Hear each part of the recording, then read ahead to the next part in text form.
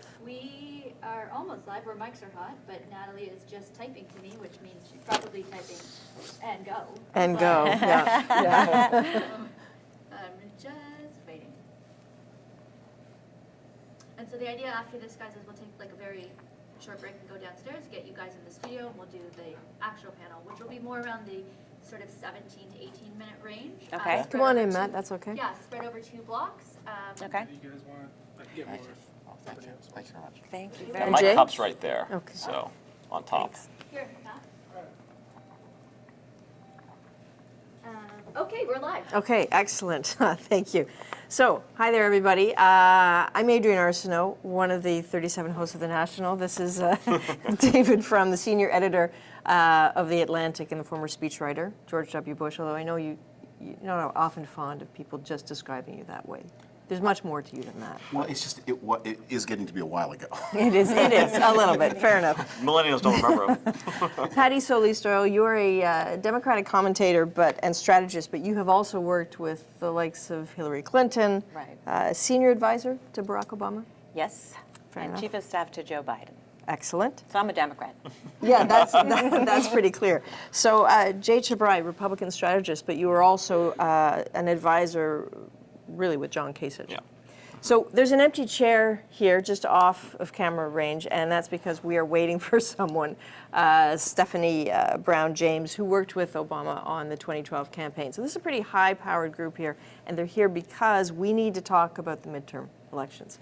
Yes, we're a country away, but some things leak across borders, and the impact of this election is one of those things that leaks across the border. So we need your questions, but we want to try to explain why this matters for you as Canadians, why it matters as citizens of the world. One thing I wanted to ask you, and we're going to have a panel tonight on The National, so this is a precursor to that, but one of the things we're going to talk about tonight as well is, depending on which podcast you graze, you will sometimes hear people say, this is the most important election of a generation. Is that fair? Patti? You know, from my perspective, absolutely. I think in the U.S. right now, we're living through a real tumultuous time in terms of just the basic civility of our politics. You know, this president has injected race, sexism, misogyny into our everyday politics. And so for me, the midterm elections, and for much of the Democratic Party, which has been dubbed the resistance, we're longing for a repudiation, not just of Trump, but of these things that he's injected in our politics. Like I said, racism, sexism, misogyny. So for me, that's why I think this is a really important midterm election, probably the most important in my lifetime. Okay, so let's establish what we're looking at. These are congressional races. So you've got the House of Representatives and the Senate. All the seats in the House are up for grabs. It's 435, I think. Right. In the Senate, you know, there are 35 seats up for grabs. Republicans control both of them right now. It is not writ that is what will happen after this election. We have... I've already got some questions. This is a relevant one. Regis Smith is asking on YouTube, can we trust the polls this time? So A, good question, Regis, can we trust them? But also, what are they saying, David? You mean the opinion polls? Correct. Well, we are living through a period of crisis in opinion polling, that opinion polls are becoming less and less accurate over time, more and more difficult to do. And that's partly because of the fatigue. I mean, just think of yourself. If you get a call at home at dinner, do you pick it up? Yeah, no. Your parents probably did. Your grandparents for sure did. And so it takes more and more and more calls to get answers. And then people are more distributed. So opinion polls generally are becoming more expensive to do. And that one of the ways that polling companies cope with that is by shrinking their samples from 1,000 to 500 and then sampling more often. But that creates more sampling error. I think, yeah, I mean, they give you an impression, but you have to be really careful about relying on them, and more careful than you would have been in, say, 1985. So on the polling, I think Sure. David's completely right. Polling is completely changed, and it's kind of a broken system. But political professionals, we use polling in a very different way than the media do. Or the media tries to say, well, this is who's winning. It's a horse race. Candidate X is winning over candidate Y. what we do is we look at it in terms of what's moving voters, what messages are moving voters, how do we get a winning strategy out there. So we may not know in a close election who's actually going to win, but we kind of have an idea, okay, well, that's really going to hurt us, but this is our counter, and this is how we're going to beat them back. There's one other problem. I'm sorry. No, go ahead. Well, I was going to say, I so agree with David and what he said, but I want to add to it in that, you know, young people, which in the United States right now, they're very engaged and they're very enthusiastic about these midterm elections. They don't have hard lines at home. They have cell phones, and they're much harder to reach. So I think that was one of the problems in the polling of the 2016 race. But I also want to say, for me anyway, as a political hack, I like to refer myself as, I think focus groups are much more important than opinion polls because you get a lot of nuance from a focus group. You know, that an opinion poll doesn't get you, like, you know, what's the horse race, or do you approve of this issue or don't approve of it. In a focus group, you get to talk to, you know, 10 people for a much longer period of time, and they give you a reason for their thinking and a reason for their opinions, and that really leads to much better, you know, calculations. There's one other big problem with polling, which is polling tends to manufacture opinions that people didn't have before they got asked. And I was struck, for example, during the battle over President Obama's last nominee to the Supreme Court, a man named Merrick Garland. There were polls that purported to show that a majority of the American people wanted Merrick Garland to confirm to the Supreme Court, and then some smaller number did not want him. And I thought, to be really useful, that poll should have begun with this question. There's a man named Merrick Garland in the news. Why?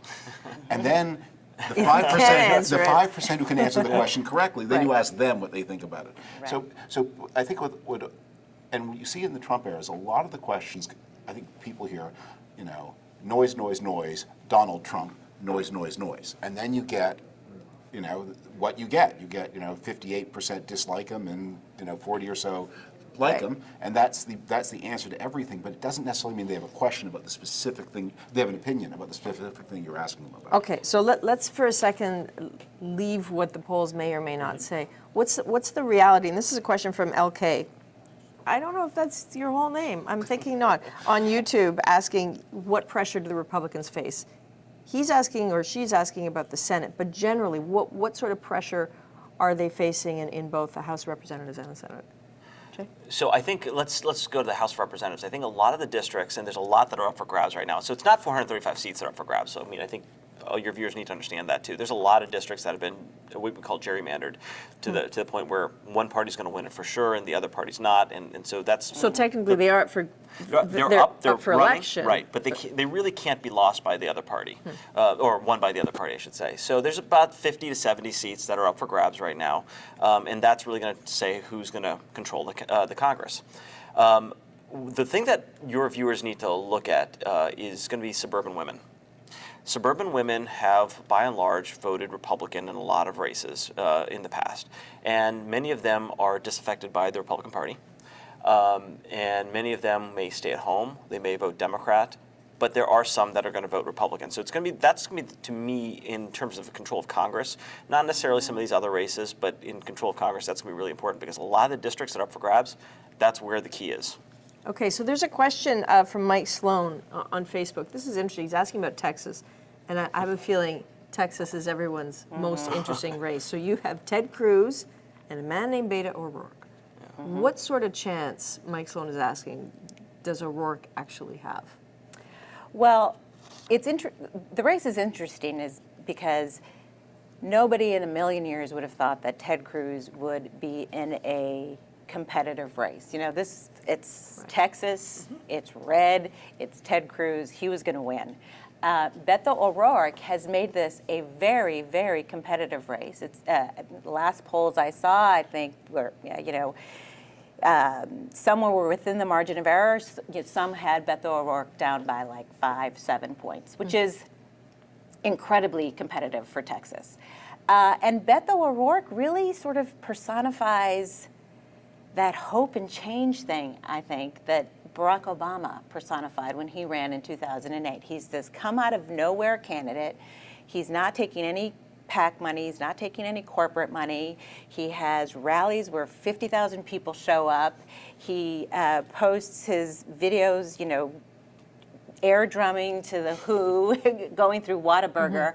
He's a very personable, candidate, and he is the personification of the resistance in many ways that the United States is confronting. And if he wins, I think it will be seen as a total and complete repudiation of not just Ted Cruz, but more importantly of Donald Trump. But So Texas would not be at the top, though, of my list of states to watch Right. this election for a couple of reasons. First, something happened just today that may or may not prove relevant, which is tragically the Ted Cruz offices received some powdered, what apparently some kind of poison. Two people are in hospital. We don't know, at least I don't know, how seriously. I mean, it's a very sorrowful thing, very ominous. It's possible that it may have some political implication. But here's why I think that Ted Cruz is probably more safe than most of the Beto O'Rourke fans would imagine. There are two sort of driving forces changing things in this election. One is the very poor performance of Donald Trump among Latinos. I mean, America, if you think of America as a big set of blocks, which is kind of a crude way to think of it, the Latinos have been more up for grabs in the past 20 years than some other groups. And Donald Trump does very, very badly with them. But every indication we have is that Latino voters are not highly mobilized and highly motivated in 2018. My guess is Latino turnout underperforms in 2018. Really? Meanwhile, Texas, although it has a lot of suburbs and a lot of women, that Texas doesn't have a lot of the kind of knowledge centers. The Charlotte, North Carolinas, the Richmond, Virginias, it has Austin, but Austin is a small state compared to Houston and Dallas. So the kind of places where college-educated, somewhat affluent women voters who are disgusted with the president can turn, I'm sure that effect is happening in Texas, but they're less important in the Texas ecosystem than they are in some other places. So the state I think is more likely to be a surprise, if there is one, is Tennessee.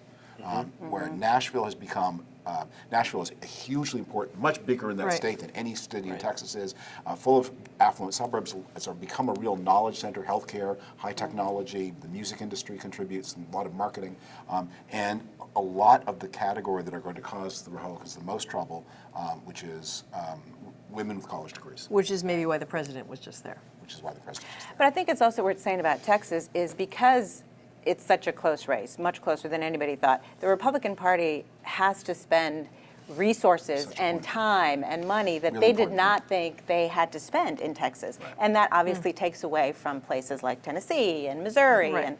And That's super important because Texas is a money exporter yes, for the Republican Party. exactly. So I have a question from Facebook. I'm sorry I keep looking at my phone. I'm not checking. I'm not checking my Twitter feed. We're just getting lots of your good questions here. But Maureen Kathleen Gallant asked, this is a question about the Kavanaugh hearings. Can you, and I have to throw this to you as a Republican, but can you explain Jeff Flake's position from a larger perspective? So Jeff Flake, if you recall, he's the senator who was confronted by those women in the elevator, asking him to think again about whether he would vote for Kavanaugh, and he's the one who sort of pulled the trigger on, I think we need an FBI investigation. Yeah. So Jeff Flake is resigning. He's leaving the Congress, and he went on 60 Minutes this last weekend, and he was asked, could you have done this if you were still going to stay in Congress? And he said, no, I couldn't. Look, what we're seeing in America is tribalism on steroids, and everyone, and it's not just the Republicans, it's also the Democrats too. It's if you get your news source from one place, you're going to believe one thing, and that goes for both sides. So I think what Jeff Flake, where his position is, he's trying to take a reasonable approach where he's talking to a friend of his who's a Democrat on the other side and say, let's put something on pause and let's take a look at it.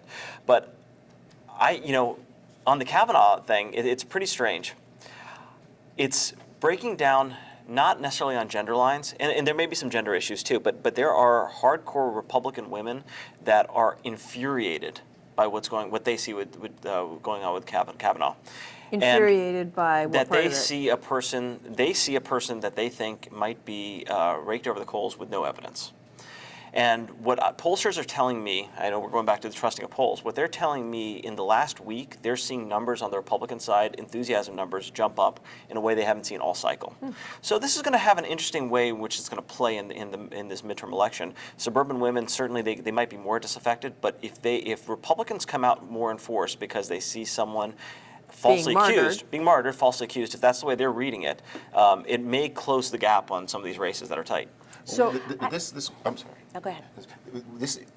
When you're looking at these polls about Republican enthusiasm, you're on a jaw of a pair of scissors, and you have to decide which part of the scissors is more important. Right. Because you can see in the past week rising Republican intensity, and as Jay said, there's a big Morning Consult poll that shows rising support among Republican women for Kavanaugh. Donald Trump, as often points out, was more popular among Republicans than Ronald Reagan was. At the same time, that's the numerator. Then there's the denominator, which is in the 1990s, about a third of Americans were Republicans, and today about 25% are. And the numbers, I think, are a little lower even for women than for men. So the Republicans are winning more and more of less and less. So when you see Republican women are more enthusiastic, what also happens is those women who are not enthusiastic about Kavanaugh are disaffiliating as Republicans. Right. But in the districts that we're talking about, the way they're drawn, it could make a difference in terms of Republicans doing better than we normally thought. Okay, so two things. I just want to get to a couple of things because they're sort of starting to roll in So here. many questions. And lots of questions. I think we need to get to one here, which is that as we're interested, because I think we're political animals, as our pals here on Facebook, but as Canadians, why does this matter to us? And I'm looking at you, Mr. Yeah, Doyle. what's the Canadian? Well, I think that this is a week in which the answer to that question is pretty clear, and that is that, that North America has become one economy. Since the U.S.-Canada Free Trade Agreement in the 80s and since NAFTA, it's one economy. There's one car industry in North America. There's one agriculture industry in North America. And the United States looms larger in the Canadian economy than Canada does the other way around, although one of the things that was so, I mean, Mexico is such an important trading partner of the United States under NAFTA that, but there's a lot of people's livelihoods are at stake, just bluntly. And then there's another thing, and this maybe goes back to the very first question you posed. I'm sorry to give a long speech about this. When Patty's talking about how important this election is, you know, a decade ago, the world went through the worst economic crisis since the 1930s. And that last time we went through anything like this, it actually toppled democracies all over the planet. This time it didn't topple them, but it wobbled them, and they're all still wobbling. And the elections since 2008 are not just elections about who should govern, but they're elections about the system. And all over the world that you have seen, elections break down into choices between pro-system and anti-system candidates. In some places like Britain, both parties are now anti-system parties because, you know, the Tories are anti-Brexit and Jeremy Corbyn is anti, you know, the market economy. But so I feel the rate of wobbling is slowing down as prosperity returns after really a very frightening and upsetting decade for many people. But all of these elections are about the democratic systems worldwide. And although Canada was more lightly touched by the Great Recession than by almost any other democracy, and so the Canadian system has been stronger than almost anybody else. Nonetheless, there's this giant system next door, and it has been one of the most wobbly, and that has to be very concerning.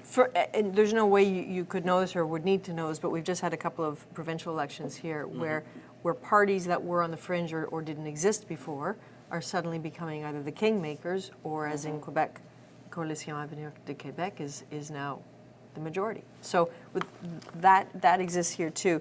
A couple questions as we were talking here. Alison Barkley, I think we kind of dealt with this.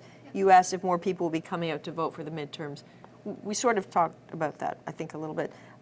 Sean is asking, is the Senate up for grabs? Is it by default kind of decided? The Senate's an interesting race.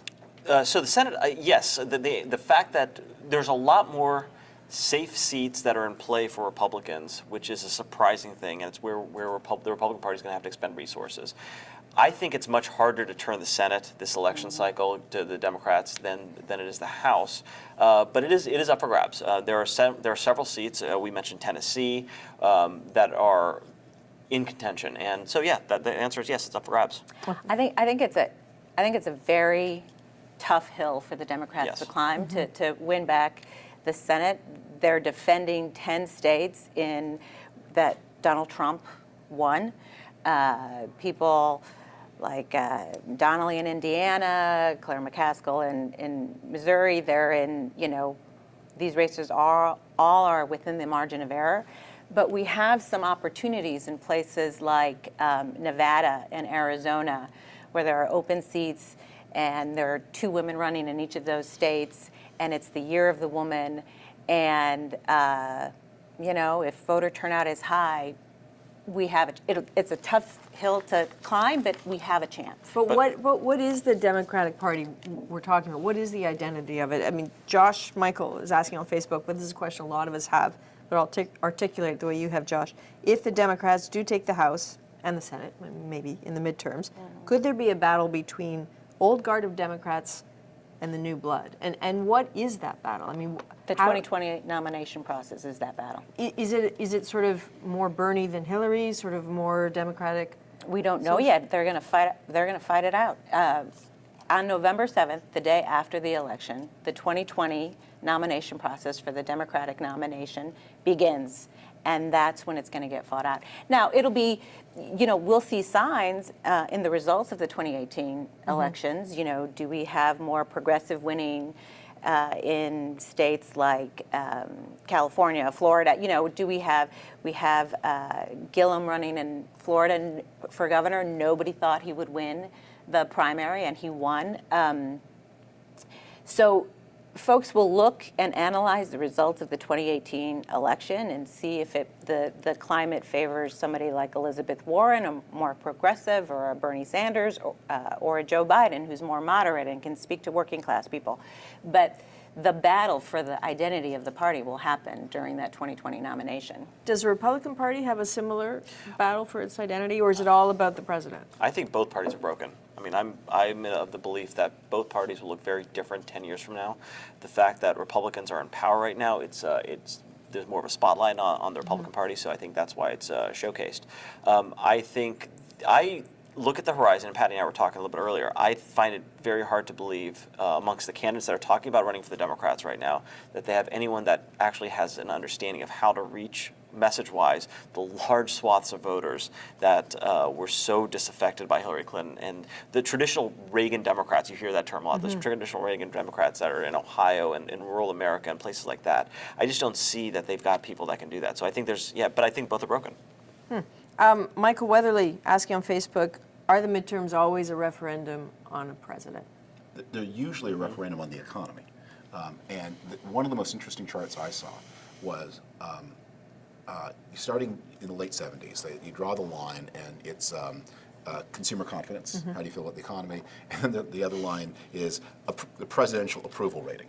And they're not exactly the same, but they move. Like there's a constant level of difference. And basically, when consumer confidence is up, the president is up. When consumer confidence is down, the president is down. And when the president is up or down, his party or her party someday are up or down. That began to change in the middle 1990s. Partisanship became a stronger and stronger force, and so the president's approval rating sort of began to move away from consumer. And in the Trump year, it's completely broken free. These are the best consumer confidence numbers we've seen since, you know, the height of the dot-com boom. And yet the president has the worst numbers in his first 2 years of any president ever.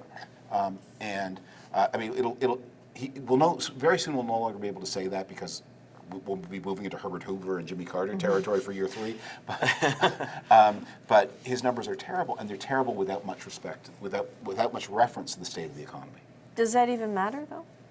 Well, I have a private theory based on my gut. It's public now.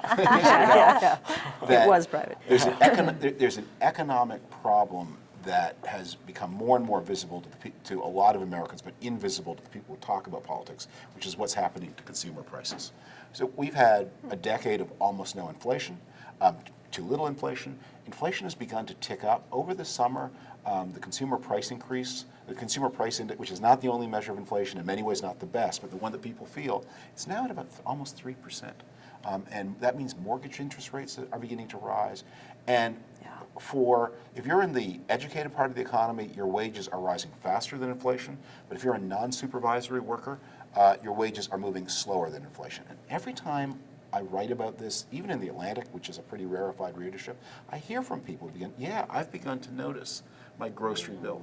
I got a note from someone who said, a woman who's a school teacher, that she used to, have a day where she went shopping and filled the car with gas, and now she does the shopping and she fills the car 3/4 of the way and hopes to drive less. I think that's sort of ticking along as a less addressed election issue. That's a slow burn, though, right, David? I mean, it's not for this midterm election. I think people feel really good about where they are. Is that right? Don't you think? I think I don't know how I've never seen a thing where they break out the non-supervisory, which is about 2/3 of the labor force, how you break those people out. But we know those are the people whose wages are falling behind prices, and it's been and actually they are earning, after inflation, less today than they were earning in the spring of 2017. But aren't Republicans in a way going, you know, when they go to the polls, say, you know, I got my tax cuts, I'm probably going to get the Supreme Court nominee, I'm good, that's what I needed. It's interesting. Polling is showing, I mean, the economy is doing very well in the United States, but polling is showing, and again, we've talked about whether we can rely on these polls, but polling is showing that the Republicans sort of lost the messaging on the tax cut. Most Americans believe that the tax cut favored the very, very rich, and that it didn't really affect their bottom line, most working class Americans. And then the president's personal, as David mentioned, personal favorability numbers are so low that this booming economy isn't really having that kind of effect. You know, I got a job, I can pay my rent, I'm good. We're not seeing that. We're not seeing that in the special elections that we already had. You know, Democrats are outperforming in record numbers in terms of people actually voting and voting for Democrats. Okay. Two notes on the taxes. Sure. One of the important elements, one of the few things the Republicans did to pay for the tax cut was to make it more difficult to deduct your state and local taxes from your federal taxes. Now that's not a concern for very large numbers of people. Who does it hit? Upper income professionals in high tax states, California, New Jersey, where there's still a number of Republican states. What basically happened was the hedge fund guys raised taxes on their accountants, and the accountants were Republican, and they are paying. If you are a professional couple and the kids have moved out of the house and you live in a place like Southern California or New Jersey, you didn't get a tax cut. Your taxes are higher, and you're probably kind of mad about it. And you were a Republican before, and maybe you're not now. Okay, so we've got a couple questions that are sort of in the same vein. Sean Perry and Michael Legault are asking versions of the same thing. So Sean, you said, will voter dissatisfaction, I think about all the things you're talking about here, lead to a third-party movement, the likes of which the United States hasn't seen in a long time? And to follow that, Michael asks, would the U.S. actually be better with a third-party movement? Better off? The Brookings Institution just did a big survey of this, a very interesting, subtle survey. They asked the question, would you like to see a third party? And about 60% of Americans said yes. I said, okay, tell us about this third party you'd like to see. So about a fifth said they would like to see a third party to the left of the Democrats. Right. And about a fifth said they'd like to see a third party to the right of the Republicans. And the problem is, yeah, like we all would like the subway to stop in front of our house, but if told the subway's not going to stop in front of the house, do you want to pay for a new subway stop? Not necessarily. And so when you talk about this, we all imagine that it's obvious what the content of this third party would be, and it would obviously be what I want. But it may be something you like less, not something you like more. Well, and we've had third parties in the American history before too. But what's happened is one of the other parties goes away. We have a two-party system, and that's just kind of the way it works for us too. I have a personal theory that culturally Americans are, or culturally Canadians are less inclined to talk about who they vote for. I mean, it's a really hard thing to get a Canadian to tell you who they vote for. In part because we don't have to register for a party. It's not really in our DNA to officially, some do, but to officially register for a party. And I feel like we think it's none of your damn business to ask us who we vote for. And it makes it so hard, journalistically, to go into the States and realize that everyone wants to throw their voting pattern right at you. Well, I think that was one of that psychology was one of the reasons why in 2016 we did not get accurate poll reads. I think because Donald Trump was who he was, there were a lot of people who, when they were polled, were a little embarrassed to say, I'm voting for Trump, Because they're locked into the narrative, So right? Exactly, because they're locked into the narrative. And so that reason, like, it's none of your damn business is why I think, again, more polls are just not as effective as they used to be. Well, that's interesting. All right, we can wrap. We're just about to wrap. Alison Barkley, you've come back for another question. I admire that. So let's do a roundup of everyone. She wants to know, what are the panel's predictions for who's going to win the midterms, if you can say it quite that broadly. Start with you, Patti. Well, so for the midterms, there's winning back the House, and then there's winning back the Senate. And the House, I think the Democrats, all trends show that they're going to win it. We only need to win 23 seats in order to win back the House. We can start with the 25 seats that Republican districts that Hillary won. And now, as time progresses, we've gone to like 66 toss-up potential seats. So the numbers are in our favor. So I think we will win back the House, but not the Senate. David? I used to, years and years ago, I worked at the Wall Street Journal for an editor called Robert Bartley. Bob had a rule about financial prediction. If you give a number, don't give a date. If you give a date, don't give a number. Okay. But here, so I want to give a date. Today is October 2nd, and we've had this explosive story Yes. in the New York Times. I think everything's going to be different on the other side of that. I think it matters that much? I think it is. Has the President of the United States committed massive tax fraud at the expense and to the tune of hundreds of millions of dollars? I think that matters. And the question will be, I think we're about to have a big ballot argument about the question of how do you need a Congress that will hold the President accountable? Because remember, according to the Times' reporting, although they're accusing the President of crimes, they're also saying the crimes, the most important of them, are outside the statute of limitations. They cannot be prosecuted. So the only check is Congress and political accountability. And that question, hold the President accountable or no, he's doing a good enough job, look the other way, that's about to become very defining. And I think I would have answered this question a little bit more confidently yesterday than I think I can today. Interesting. So I think David's right. This is a big story, but I'll also say we've had probably dozens upon dozens of big stories since this man's been president, Donald Trump's been president. So I think a lot of this is baked into voters' minds in terms of where things are going. So as far as prognostication, it absolutely makes a difference for policy and for where things are going to go. But in terms of the House, I think Patti's right. I think the Democrats will probably take back the House. That's the way it looks. I think it'll be a narrow majority at the end of the day. That's my prediction. And I think the Republicans will keep the Senate and may actually even gain a seat or two, the way the races are right now, too. So I think the Republicans will do better in the Senate than the House. Okay, Jai Chabria, David from Patti Solis-Doyle, thank you very much. Now, Facebook, here's the deal. There's a little transaction here. So they were kind enough to come in early to do this. Now we need you to watch National tonight because we're all going to gather again. Stephanie, I don't know where Stephanie is. Stephanie's just arrived. We'll see. You know what? We'll save Stephanie for the National tonight. Please tune in because we're going to hammer this out, and we will be seeing you. We've got 5 weeks to go, a few more times before that day, November the 6th. But for now, thanks very much. Thank you. We'll go refill the water jugs, and we'll get our act together. Facebook people. Cheers. Just remember, they can all still see you. Yeah, we're just. I love Facebook Live. There you go. They're the best ever. You know what? Questions are good. They were good. They were very good. They were really good. And a very thoughtful amount of questions in terms of really wanting to try to understand things. Because like you said, I think with all of the, every day there's something big, and it's hard to know what's going to stick and what matters and how it all plays. And I'll be really.